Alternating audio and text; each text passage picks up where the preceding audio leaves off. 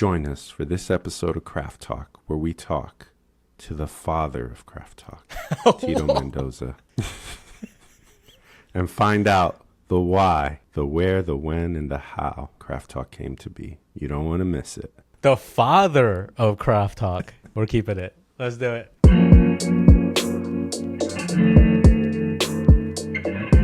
I'm excited. I guess you started recording, so I don't know when the convo here start, but it already started. But Happy New Year. Yeah. I mean, I couldn't think of a better way to start, honestly. I appreciate it, and I appreciate your trust, with this. I think I was talking to Vita about this, and I was like, I think this is going to be challenging for both of us in the sense of the role flip. Yeah. Right? Because like for you, you're used to like lobbing the question or the thought and letting the person kind of do their thing and listen and then go. And me, I'm pretty decent with throw me the question and I'll expound and I'll talk on it. But now the roles reversed, so I get to feel a little bit of your challenge in the sense of because we've had these conversations like off camera, all that of like how you get a thought and you want to, like, they'll say something and you get a thought and you want to jump in, but then it's like, wait, let them finish. And then it takes another thought. It's like the same way when we talked in our last conversation about story, right? Yeah. Of like, I have so many different ways to go with it. Which path do you choose? But what's great about that is a skill I've been actually working on. Yeah. In my personal life, in conversational skill, in the craft of conversation. Right. I'm working on picking and choosing what's relevant. Not every thought needs to be expressed, and that. Yeah, it's you almost have an intuitive sense on when to jump in, what type of questions to ask, and everybody's gonna have their own different fingerprint in like doing that. Mm-hmm. So I think this is really cool. So I guess I don't know if you had specific plans on how you wanted to kind of make the flow happen, but maybe I'll do a quick intro and preface what we're planning to do. Yeah. We gave the people a little bit of a sneak peek on kind of what we're talking about. But let me do a quick intro, a preface, and then I'll just have you take over. All right, everybody. Thank you so much for joining us for another episode of Craft Talk. Today is going to be slightly different in the way I operate when it comes to these interviews. I had this idea I was like, okay, what would it look like for me to reintroduce myself for people who are maybe curious about who I am, what I do, how I got here. And when I was doing it, I was thinking of recording a solo episode of just like recording me talking about my life or where I came from or whatever. And I realized it's really hard. It's really difficult to encapsulate what I think I am. So I thought it would be good and it would be better to have a trusted friend to interview me. That friend that I chose is Beni. He is a Craft Talk alumni. I feel like you are a great conversationalist. As we were talking about, it's just like a skill. Sometimes it's just like an innate skill that people have. You're just like inquisitive in nature. So that's the approach that I take when I host and then when I ask questions. I knew you were the right person, and I couldn't think of anybody better to interview me on my show. So I think that's all I got to say. I'll let you take over however you want to do it. If you want to do your own intro, we can insert your own intro in the beginning, however you want to do it. Yeah, absolutely. No, first, like I was saying, thank you for your trust. I am excited about it. I've shared with you before. I really respect this space, Craft Talk, what it is and what it has become. All the shout out to all the guests you've had. I learned so much. Yeah. Not just about their craft, but not just what they do, but why they do it, which is so key and important. Your intro was perfect. And my goal, right, as a storyteller, there is a particular story I want to tell in this conversation. And I don't want to really give away what that story is until we get to the end, and hopefully we've met that goal. This is very much like, if you know Watchmen, the comic, who watches the Watchmen? It's like who interviews the interviewer. So that's what this episode is.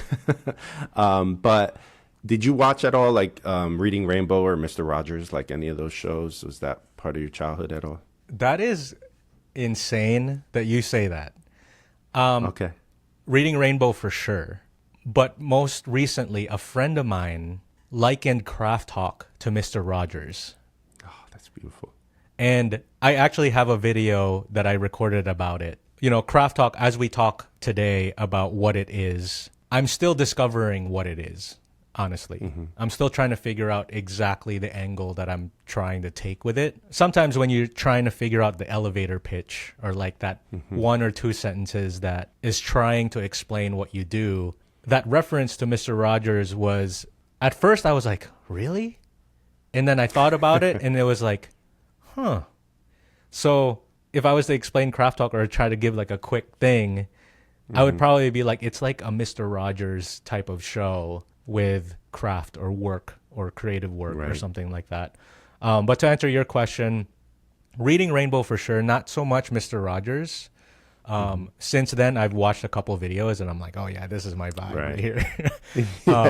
That's great. Yeah, but Reading Rainbow for sure. It's like, but you don't have to take my word for it.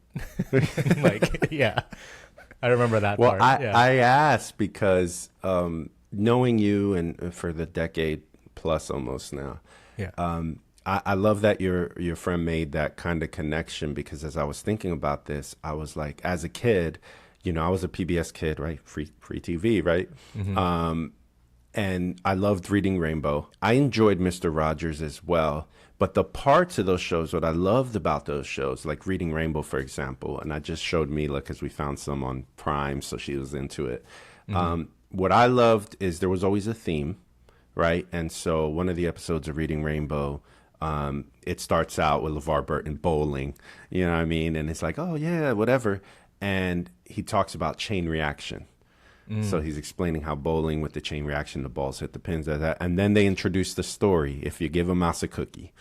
And for me, for those shows, I was always more into the story part. Like, oh, yeah, if you give a mouse a cookie, like, yeah, I'm all about that. But then they'd cut back and go to, and this is how bowling balls are made. And then they go through the whole process. And I'd be like, wah, wah. Like, that's not my thing. And I just imagine a little Tito being like, cool, the story's cool, but wow, look how they make bowling balls. Was that like something as a kid, was that something that interested you? Like seeing how things were done and the craft of things? I would have like DVD sets of like The Office or like a concert DVD, like Jason Mraz or John Mayer or something like that. In the DVD extras, sometimes they would have the artist watching themselves perform, and there would be voiceover of them talking about their set.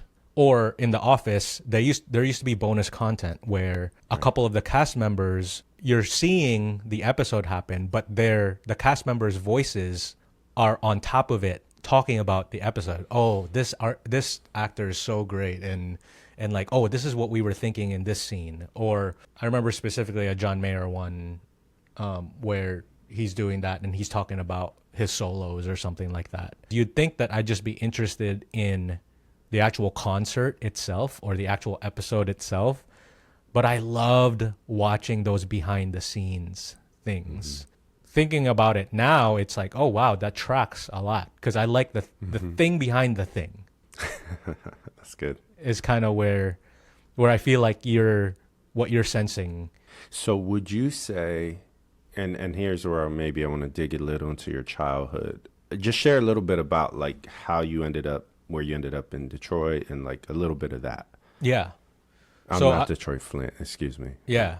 Yeah. So I was born in the Philippines and I moved to America when I was 8 or 9 or something like that. I was still young, but it was definitely old enough for me to remember such a big shift in life. For a couple months, we lived in California, and then my parents found a job in Michigan, and that's really where I grew up. For 2 to 3 years, I lived in a small town in Michigan in the Thumb area. Basically, wherever my parents' job took them is where we went. So we moved a couple times. So I was definitely used to this, like, I would live somewhere, I would get like kind of acquainted and grounded with people, and then all of a sudden I have to move again. So I did that a couple times in my childhood, and I would imagine it shaped the way I am because I was in new environments all the time as a kid. and I was an immigrant, my whole thing was kind of finding ways to belong or finding ways to fit in. Whether good or bad, I'm still unpacking that today. I consider myself a bit of a chameleon. I kind of observe the people around me and try to find ways to fit in. So yeah, I think I moved around a lot, and majority of my childhood, I guess, is in Flushing, Michigan, which is a suburb of Flint. Sixth grade through graduating high school, which is a pretty formative part of life. And that's where I honed my skills as a saxophonist, a musician. That's when I started playing guitar and writing songs. Yeah, doing a bunch of stuff, playing basketball, right, doing powerlifting. I was just trying to fit in everywhere. So I was a little bit of a mixed bag, which makes a lot of sense now. I'm like, because, Craft Talk, I'm trying to interview all of these different disciplines. It's me just trying to practice that skill maybe, or maybe it's just old habits of trying to learn about every different type of thing. Right. And I appreciate you sharing that, because part of one of the questions I had, and you're kind of answering it, was, what I know of you, you say chameleon. I'd say more like Renaissance man. Like you can do a lot of everything. One of the best things that stands out in my mind in a great way is like when you were here still in Florida and you're like, or maybe you're already back in Michigan, saying, I just started making my own wallets, leather wallets. I was like, I never in my mind would it have occurred to me of like making my own wallet. And then you were like, yeah, I made my own end table. I just had hand sawed, you made your own end table. And all that stuff was like, to me, very, as I got to know you, I was like, that makes so much sense for Tito. Because I think the phrase would be, you go, I think I could do that. Like, why would I buy that? I could do that. Right. And it takes you in this little journey of craft. Yeah. Or a certain skill set that maybe wasn't originally there. So would you say for you, it sounds a little bit about your circumstances growing up maybe fed into that. So my real question was, are you crafty, if you will, or are you creative in those ways by default or by design? And to put it in other words, nature or nurture. Right? So default being your factory settings, how you were born, how you were created, how you were made. And the design being like just by the nature of circumstances, did that form that in you? As you reflect on yourself, would you say that's default or design? Yeah. Ooh. That's a great question. It's something that I overthink a lot. My gut answer is saying a lot of that stuff, the me jumping from one discipline to the next, to the next, to the next, I think is possibly by design or like through kind of the circumstances. Is that what you meant by design? Yeah. Like your situation kind of made that happen, or yeah, you know what I'm saying? Like you mentioned about moving around a lot. So it was your way to connect with people. Yeah. Is to like learn a new thing that everybody was doing at the time. You know what I mean? That's right. what I gathered from it. I don't yeah. know the words. Yeah. So I think it's more so that something that I've been thinking about is that I have this really complex relationship with creativity, only because growing up, as I was trying to fit into these whatever groups that I wanted to fit into, creativity was my medium and vehicle to get there. So I used it as a tool for belonging and self-worth rather than a thing that, like, I don't know how to explain it. It's kind of like right now I'm in a place where I'm wondering if the things I did was to be recognized or if it was a thing that I was actually passionate about. I would say like music and like songwriting and singing, which was a huge aspect of my life that like maybe 5-10 years ago, I would tell you, oh my gosh, I was meant to do that. I was meant to write songs and I was meant to tell those stories. After some life circumstances in the last 5 years, I don't have that same feeling about it at the moment. And it makes me question, I was like, did I write those songs? Did I do that just so there was something to share for me to get liked? All of these avenues of creativity, whether it's making wallets or roughly making end tables. When you say I made like an end table, I will not disrespect true carpentry.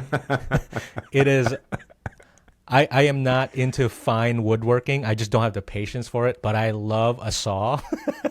Yeah. So, You love a saw. yeah, I just love chopping it. So sometimes I can make a weird table that doesn't look good, but it kind of, I can call it a table.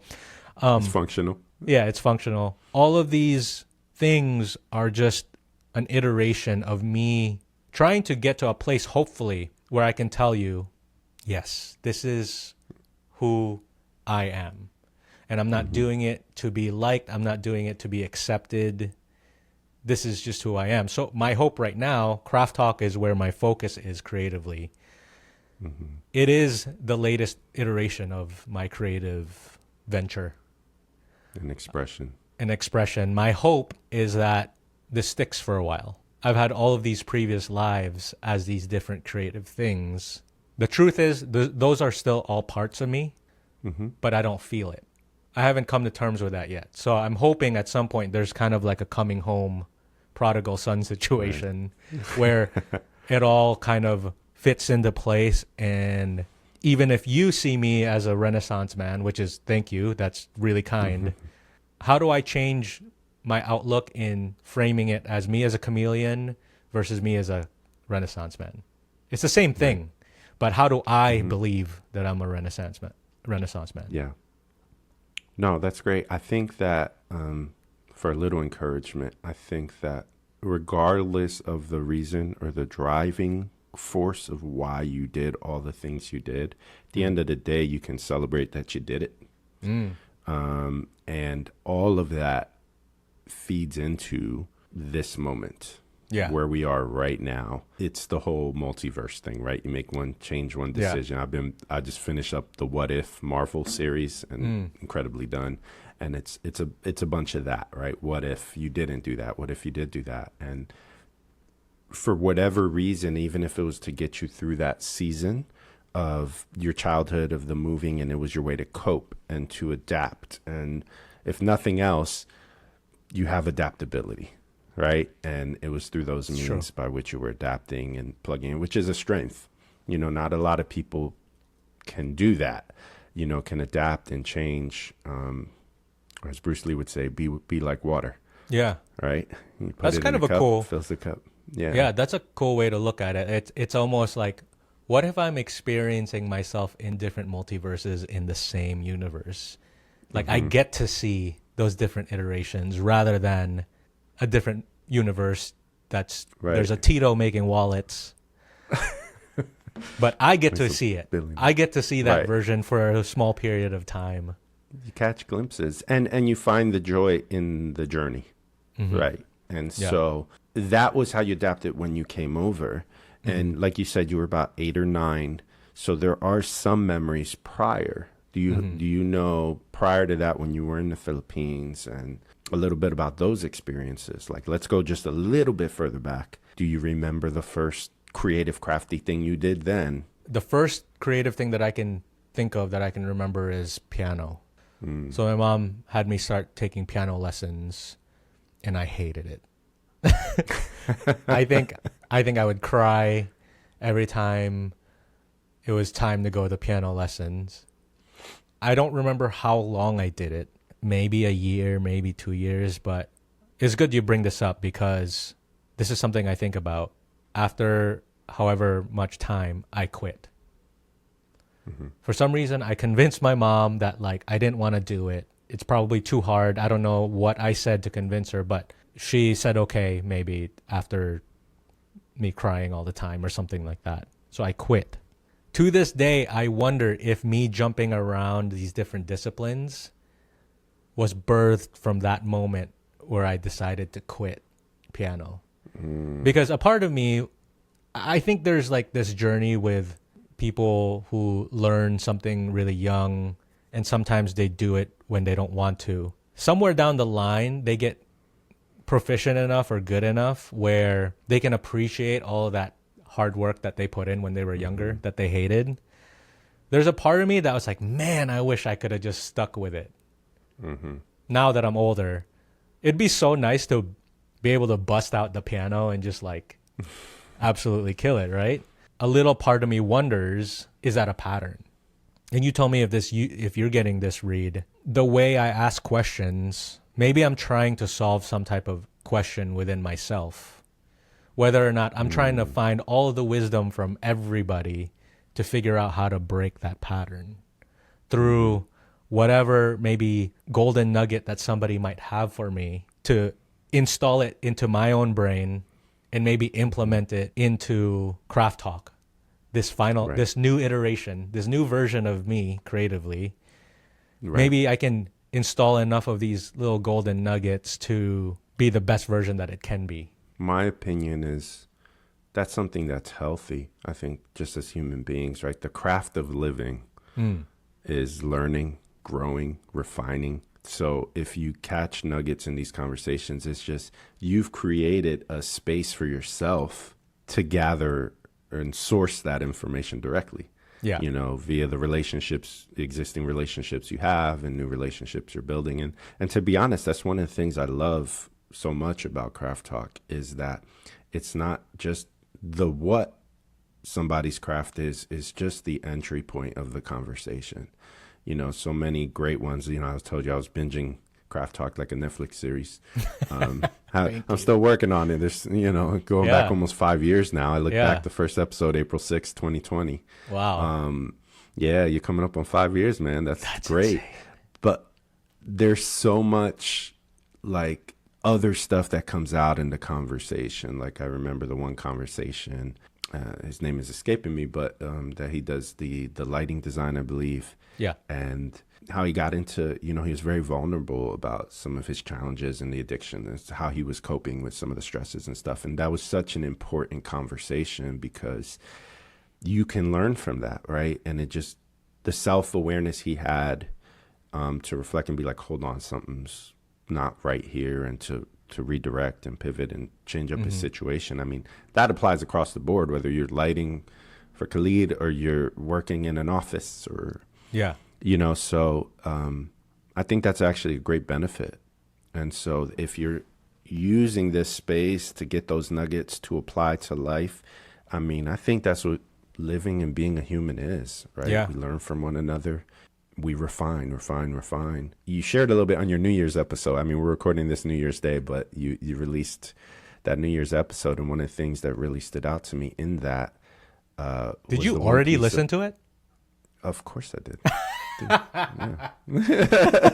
Yes. You had your Instagram post. I was like, oh, it's out there. Let me go listen to it. I got one listen. Let's go. Yeah. But there was something important there talking about you don't have to be a Fortune 500 company. That whole piece was great. But the other part was rest. I was in the like productivity kind of small group at my church, and rest is productivity. Right? And so one of the questions I have for you is that as you continually seeking these things, like you said, the different crafts, and you moved on, you quit, you moved on, whatever, how do you schedule rest into it to help rejuvenate? It's something that I talk about a lot. If someone's talking about it a lot, it means that they're not that good at it. Like,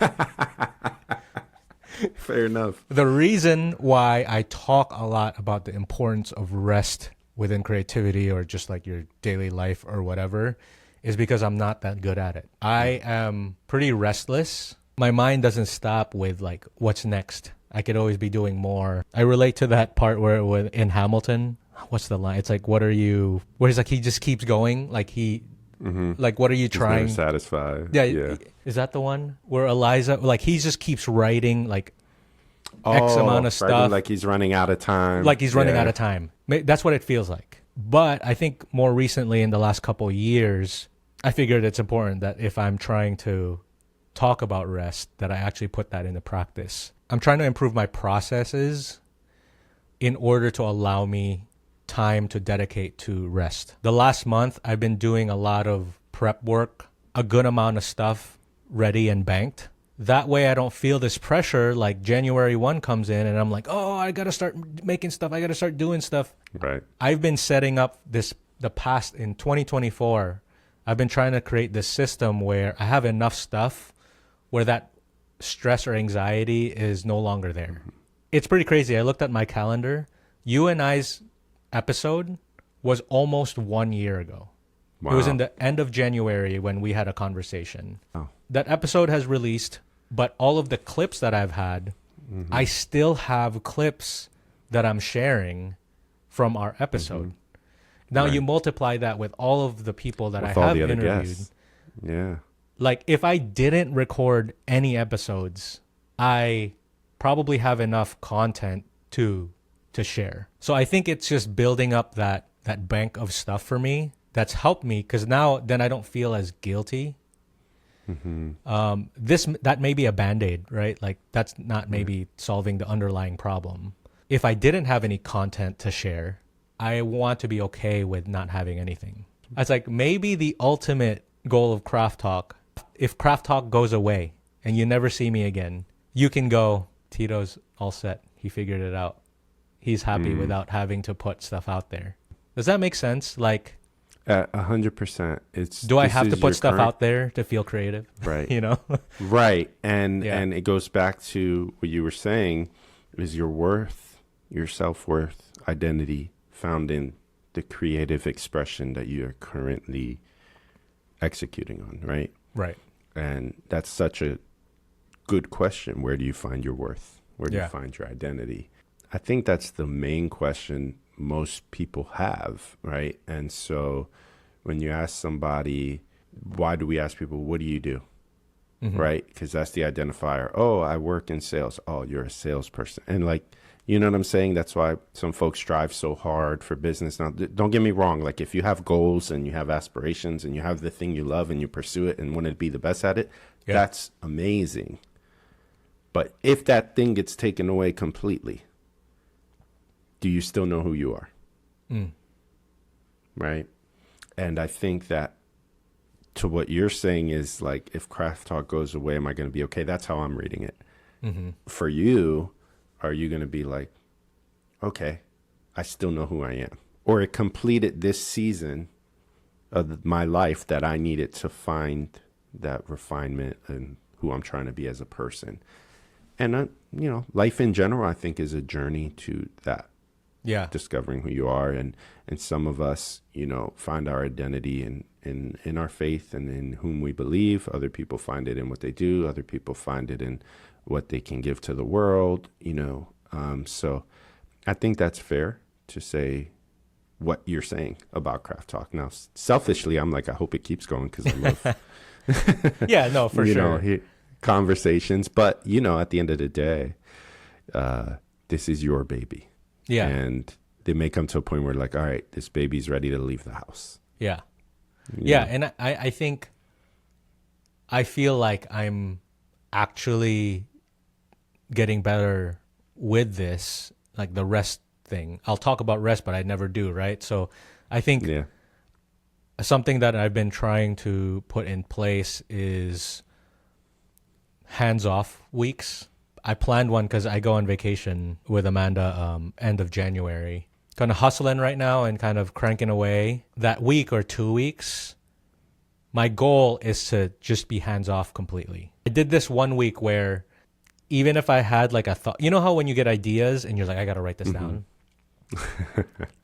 I made myself not write it down. Ooh, that's hard. That's like complete hands-off. That's really hard, because what if the idea is good? I might try that again this time around. And I was talking to a friend about it, and she suggested that, sometimes that's probably good, because if the idea is good enough or potent enough, when you unlock the restriction of like, okay, now it's time to get back hands-on, the energy that you might have, the excitement, the enthusiasm towards the idea that's stuck around might form something really great. Whenever I hear like rest, and to be transparent, right, it's an area of my life I have to also work on. I think all of us, and I don't know if that's a cultural thing in the United States, like we don't know how to rest, because even when you're on vacation, like You're thinking, people are on PTO, scheming. Yeah. they're thinking about work, or they'll still get the call from work, or they'll still get that emergency email. It's like, I got to answer this, right? So is that cultural? Is that inherent in us as human beings? But I think about steaks. When you cook a steak, a really good steak, if you cut into that steak right away, it's just going to bleed all over the place if you're doing like medium rare or whatever. Yeah. There's a reason they say you got to let it rest. You got to finish cooking. Come on. To be what it needs to be. Yeah. So that it can be served in its best form. Yeah. So let's be steak. Let's I be don't know steak. if there's let's be steak. With the craft talk and this space, do you think, you said by design maybe Moore's or the crafty cake. If you look at your parents, is there anything about them that would have like informed? Do you think like any of the craft stuff, do they have their areas of things that you're like, oh, I really like that? Because I find a lot of times, so for example, I love cooking. Cooking is like one of my love languages. I know it's not part of the 5 love languages, but cooking and feeding people, I love doing that. Should be a 6th. It should be a 6th, right? Your adobo recipe, love it, that you shared with me. Yeah. But I look back and I go, that's how my grandmother, acts of service was her love language, 100%. We didn't hear I love you. We didn't get the physical hugs. We didn't do none of that, but she was always cooking. And she always cooked enough for people that would come through the house, like not just the people that live there. As people would stop by, she would feed them. So that's one of the things I love to do. And then I look at Vita, who her dad was very hands-on and stuff. She just redid a desk we were gifted. Like she stripped it down with paint, sanded it. Wow. You got to see it. It's really good. It's really nice. But working with her hands, that's definitely a thing that was nurtured as well. So a design. Is there anything like that that you have with your parents, like a thing that you can think of? Yeah, definitely. My dad was a salesman, pharmaceutical sales, but he had this superpower of just being really good with people. He had to befriend a lot of restaurant owners because, you would cater meals for doctors and whatnot. But beyond like the actual, catered events for doctors, whatever pharmaceutical people do. Sometimes my dad would take us to the restaurants, and the people who work there loved him. He builds relationships with people, and he knows how to talk to people. He knows how to engage with people. And I would contribute some of maybe the warmth that I'm trying to give people when I talk to them is definitely contributed to that. Like I just knew that my dad was good with people. My mom, she is like expressive, emotional, dramatic. My mom is all about the drama. And she was an actress in another life, huh? Yeah, something like that. And whether I know it or not, I think that's definitely crept into me in that like I'm very in touch with my emotions. I am the one that's always crying watching TV shows. Like any TV shows, like if I can somehow put myself in that position, I am like getting choked up. Maybe that also contributed to, as an artist, being a performer. So I think those two qualities about that, I'm sure there's way more that I've got from them. People and expression, those are pretty great combinations. That's a powerful combination when you think about it, actually. So yeah, thank you, Manpa. What? Yeah, as you described it, I'm like, that's the Tito I know. I wanted to ask that question because in case you weren't aware of it, like, Yeah. It's the aspect of you observed it and implemented it, but at the same time, that has to be a part of you. Yeah. And you're not putting on a mask of it. You get what I'm saying? It's not a costume you're putting on. You're not putting on dad's armor to be like dad or mom's armor to be like mom. You know what I'm saying? So now you have a sibling. Yeah. What's that relationship? What was that like? Were there things you would do together? Do you have similar interests or just like completely different? No right or wrong answer, just out of curiosity, however you're willing to share. I think we are both in the our survival mode was performance when we were younger. We might approach it differently, but definitely like we were both in music and we tried to be the best. We probably showed off more than we'd like to admit. But yeah, and I think it always comes down to we both approach creativity in like completely different ways. But I always just remember when we were kids, just trying to be creative for whatever reason. We just were. I like how you explained it. Like there's creativity just expressed differently, but it was birth of the survival mode. Same exact if thing. you will. Yeah. Same exact thing, but expressed itself differently. So you adapted differently. My sister and I, she was here for the holidays and stuff, and she lives far now. Like she's still back in PA. I'm here, and our lives took different paths, and we're not in our everyday path with each other anymore, just by matter of distance. But there's still those things from our childhood that are still there, like our humor, but her creative expression versus mine, and just how we operate. And then we're finding now as we get older, so much of the similarities we have and the challenges we have, and how much of that was based on our survival mode, right? Because we grew up surviving, and the hope is now for my daughter, right, as we raise Mila, I know she's not in survival mode. She's in thriving mode, right? Like setting her up to thrive versus survive. And so I asked the familial relationship stuff because I think it does inform so much of who we are and what led us to where we're at. And so my goal in this whole conversation, now I'll share, I'll end on a final question, but my goal was to get to the heart of Craft Talk, which is you. And almost a prequel to Craft Talk's first episode. You know what I mean? Like, how did we get there? Yeah. And that's a story I wanted to tell. Episode 0. This conversation. Yeah, exactly. This is the prequel, and April 6th, 2020. So just you're coming up on 5 years of Craft Talk. Okay. What's the moment that the idea was birthed? We know when the first episode released, at least based on Spotify. What did it say? 6th. Thank you for looking into this. It said April 6th, 2020. Was the first episode where you were framing the walls or framing the house, I think it was called. But do you remember the moment where you were like, I want to do this, and when the name came about, all of that? Yeah. So let's end at the beginning. Yeah. 2020 was such a wild year. I think everybody was trying to figure something out. The whole idea of podcasting, if you were to tell me before 2020 or 2018 or something like that, me on a podcast, no way. I am not like a talker, which is perfect being a interviewer because literally if I ask good questions, it's kind of like I just want to put really good quarters in and let the person talk. I love listening to someone talk and just bouncing off of them. This role reversal of me having to expand a little bit more is not like a natural state for me because I'm more of the sit back, observe, insert myself a couple times, get to the back again and keep observing. Again, you reflect that to the survival mode situation. That's how I was when I was a kid.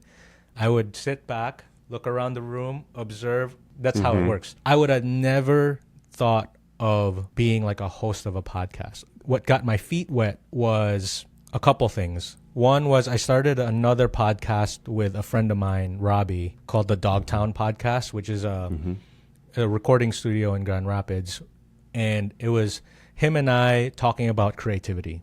The second one was I started a podcast with my wife, Amanda, called Kitchen Table Convos, where we would just talk about our marriage, our life, like different topics here and there. 2 podcasts is too many podcasts, right? But for some reason, around that same time, I was thinking, okay, there are the things that I talk about with Amanda. There are things I talk about creativity. I have like this other third curiosity with like maybe talking to people who aren't traditionally creative or considered a creative act. Where does that fit into those two? And I realized that it didn't. That kind of birthed the idea of Craft Talk, where it was kind of a mixture of both creative work and life and like intertwining them together. I don't have the exact moment, but I do know that like trying to figure out the name for it was like really huge. Craft was one of the words that has really stuck around. So I was trying to work around like craft something, craft. Initially it was going to be talk craft, like a play on talk crap. Like talk your craft. You know what I mean? Like maybe that's a segment, like talk your craft. Talk your craft. It was one of those things that like without those two other podcasts, I wouldn't have been able to be confident enough to think that I was capable of doing something like this. Something that I want to emphasize, and maybe I need to do more of. I want people to know that I work a full-time job, that I work a little side job. I'm trying to prioritize like my personal life. And in the midst of all that, I'm still finding little pockets of time to do this creative work. A lot of the people that I talk to and the conversations that you and I have, like you're in the same boat. Maybe when you were younger, you had a lot more dedicated time doing creative stuff. And that was like your life, your passion. Like, I'm going to be a director. I'm going to be this. Then life happens. Life changes. Like, I thought I wanted to be like a touring musician or something like that. Thinking about that now is like, there's no way I would have wanted that type of life. But now what does that look like when you're in your mid 30s or whatever? Does that mean that you're no longer creative or you've failed that path? I don't think so. I think that's what I'm trying to fight as well. I'm really proud of this thing that I'm building because it feels the most authentically me in that I share a lot about my doubts. If someone has those same doubts, I can be their companion in those doubts. And then I can be the guy that goes, oh, I feel you. Check this out. Check this little idea out that I got from an interview. This really helped me. Truly like the Mr. Rogers of whatever. Like I'm just here to hopefully make you feel good because I know I need that as well. And that is the heart of craft talk, right? It's not the what the craft is. It's just the entry point into the why. Yeah. That's how I see it. And that's why I enjoy it so much. Listening. And I learned a little bit about lighting and a little bit about, you know, singing classical music or marketing and all these different disciplines. But it all translates. Like if you can look at the world in a lens of, there's this saying like how you do anything is how you do everything. Right? Like to me, it's like the craft to anything is the craft to everything. You can listen to someone talk about lighting. You know, in that interview with Jonathan, who's a lighting designer, something that I picked up on that perked my ears up when he was talking about it is like, he doesn't look at it as lights. He looks at it as energy. On the surface level, he is physically lighting a stage with a musician. Underneath it, he's trying to create an atmosphere that feels inspiring to like make people feel emotions through the music. When I translate that to my work, okay, maybe I can make the lighting cool. Oh, it's warm lighting, it's whatever. But how do I approach my guests? Do I make them feel warm? Do I make them feel inviting? The atmosphere is what I'm trying to create. So that's kind of like where the connection points that I'm trying to find are. And if you look at the world that way, if you look at any craft, any work that way, you're going to learn a lot of things really quickly. If you could somehow decode it and like almost translate it to the thing in your life, there's something there. There's like a code being spoken there underneath that like, if you figure out a way to unlock it, it's like, oh yeah, cool. This is the same thing. It's great. And I hope anybody who watches the clips and listens to the whole thing, understands the heart of why this space is, to me, why it's an important space. It is entertaining. You get these little nuggets for life, right? And you do with that what you will. They're seeds. And you can plant those seeds and tender them, you know, take care of them, and then hopefully they bear fruit in your life. What would be the biggest takeaway? Like if you had to sum up, and this comes back to the elevator speech, right? Not just to this conversation, but craft talk as a whole. Anyone watching it, they come across an episode, first thing, the hope that you have for them to take away from listening to an episode?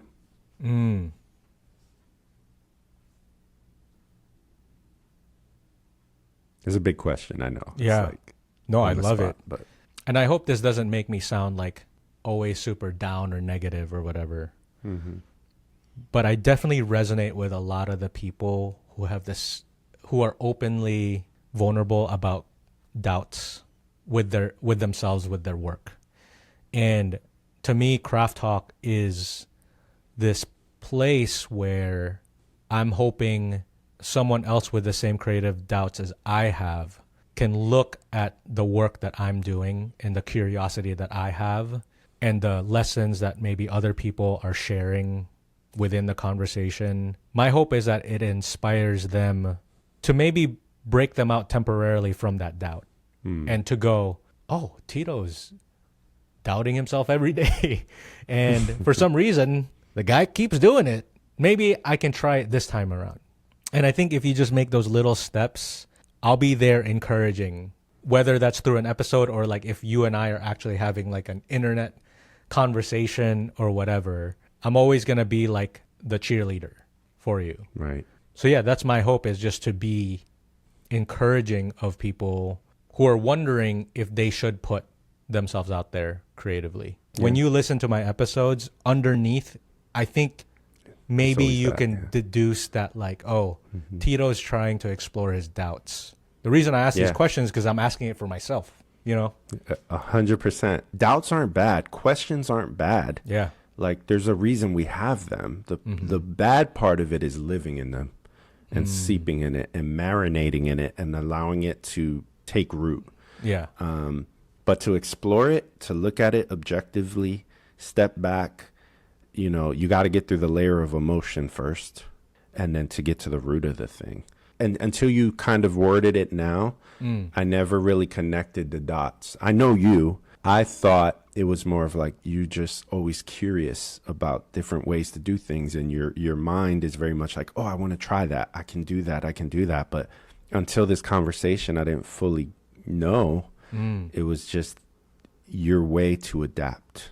Yeah. Your way to be that chameleon, as you said it, to engage, to be a part. Brother, I could talk to you for like another 2 hours, or I could let you talk for another 2 hours. I hope I didn't over talk, right? No, like, it this was a good challenge. And yeah, it's so weird being the, like in the back of my head, sometimes I'm like, oh my God, I'm talking for so long. But then I'm like, oh, but this is what the episode is supposed to be about. And right. but you seemed like such a natural at it. How did you feel as a host? And are we going to see more in 2025? Yeah, you know, I loved it. I enjoyed it. And like I said, there was parts during the conversation in my brain. I was like, don't say nothing. Don't say nothing. I know you want to say something right here, but don't say it. Don't say it. Listen, lock in, focus. Dang, that's a good point. And you know what I mean? So it's like, you've expressed before a little bit of that challenge. And as I was telling Vita about this, she was like, oh, just write it down. And I was like, yeah, but I also don't want to disconnect to like write out the thought. Yeah, it's hard because then I might miss this incredible nugget. And like I said, I had a few points like off to the side. I had my iPad, so if you caught me glancing, yeah. And it wasn't a lot of questions or anything. It was just like thoughts I had while preparing. And I hit some of them. I didn't. I just went with the flow of the convo. And yeah, you'll find that balance too, because I used to script everything. Because I wasn't confident yet in that, like, I could ask good questions. I'd literally write everything that I was going to ask word for word. Yeah. Now, it didn't really matter at the end of the day. Like, the end product was going to be the same questions. But I think you'll get this faster than I will. But I think you just have to rely and trust that you're a naturally curious person. Yeah. I have to accept in myself, I will figure out a question. Like, that's just how I'm wired. Yeah. As expected, a direction I didn't expect. So I expected the unexpected. Okay. Yeah. Thank you again. So maybe in this year, let's see. This could be a backdoor pilot. Who knows? Yeah, for sure. So yeah, how do you want to end it? Do you want me to close it out? Do you want to try your hand at An outro? I mean, it's up to you. I never thought about the outro. I didn't plan it because I didn't want to. I didn't know what the conversation would be. But this is what I would say to the crowd, and you can put a better outro if you think there's a better one. But this episode of Craft Talk, we interviewed the interviewer. We talk about exploring doubts. We talk about adapting, surviving, and the hope for this new year is to no longer just survive, but to thrive. Drop the mic. Boom. Music. I can't because Cue music. Dude, thank you so much, man. I appreciate you. I love you, man. And here's to 50, 100, 150 more of these conversations. Awesome.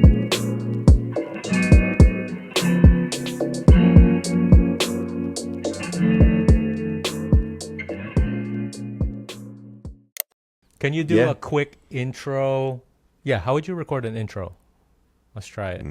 And then if you could step back a little bit on the mic. There's a couple times where it gets a little close and it gets a little clippy, but that's all right. It's all right. Gotcha. I'm just processing real quick. Yeah. I love seeing people's approaches. Join us for this episode of Craft Talk, where we talk to the father of Craft Talk, Tito Mendoza, and find out the why, the where, the when, and the how Craft Talk came to be. You don't want to miss it. The father of Craft Talk. We're keeping it. Let's do it. One take. One take wonder. The first song I ever recorded, ever like in a studio, I did it in one take. My little 8 bars. Never again. Never again.